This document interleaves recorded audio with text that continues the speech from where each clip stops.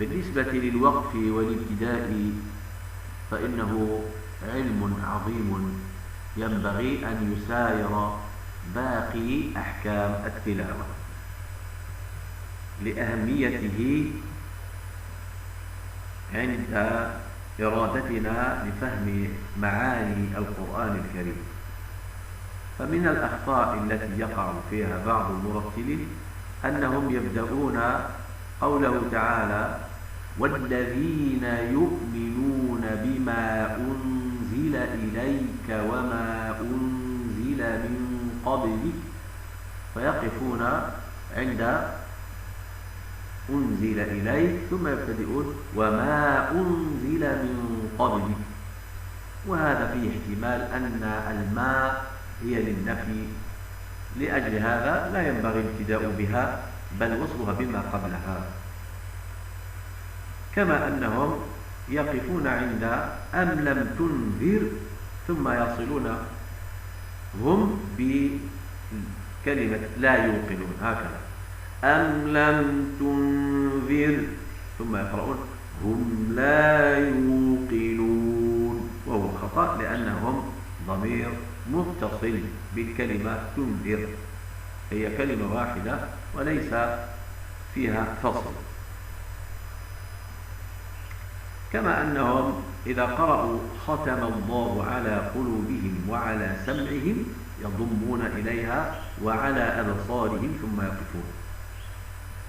والله تعالى يقول في سورة الجاثية: أفرأيت من اتخذ إلهه هواه وأضله الله على علم وختم على قلبه وسمعه. فوصف القلب والسمع بالختم، وأما الأبصار فوصفت بالغشاوة.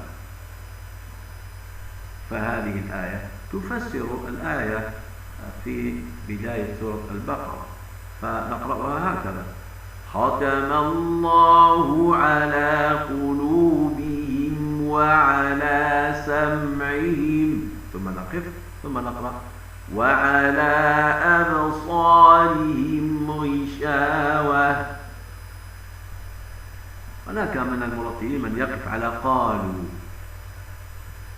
ويبدأ إنا معكم إنما نحن مستهزئون، وهذا فيه تحريف لمعنى الآية. أو أن يقف على الله يستهزئ أو لا يهدي أو لا يحب أو لا يستحيي، وهذا فيه وصف لله تعالى بما لم يصف الله تعالى نفسه به ولم يصفه به رسوله صلى الله عليه وسلم، فهو ممنوع. أو أن يقف المرتل على كلمات كحتى، إلا، لكن، وما، وإذا، ولو، وأما إلى آخره، فهذه لا ينبغي أن يوقف عليها لأنها تقطع المعنى.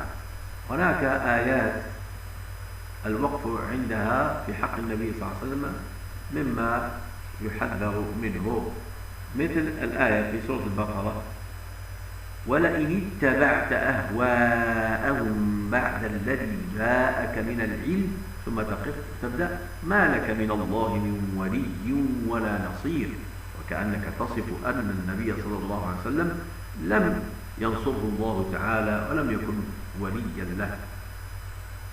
لذا لا ينبغي أن تقف على كلمة العلم، أو أن تقف على وإسحاق إلها واحدا فتصف إسحاق عليه السلام بالألوهية، أو تقف فقد اهتدوا وإن تولوا. فلاحظ يرعاك الله إلى المعاني الممنوعة. كذلك الوقف على كلمة اليهود أو كلمة النصارى في قوله تعالى: وقالت اليهود عزير ابن الله وقالت النصارى المسيح ابن الله. فهذه أوقاف مستقبحة، أما في حق الخضر عليه السلام في سورة الكهف حين تقرأ فلا تسألني عن شيء حتى أحدث، حينما تقف على كلمة أحدث وأنت تعلم معنى أحدث، فهذا وصف لا يليق بنبي من الأنبياء عليه السلام، والله أعلم.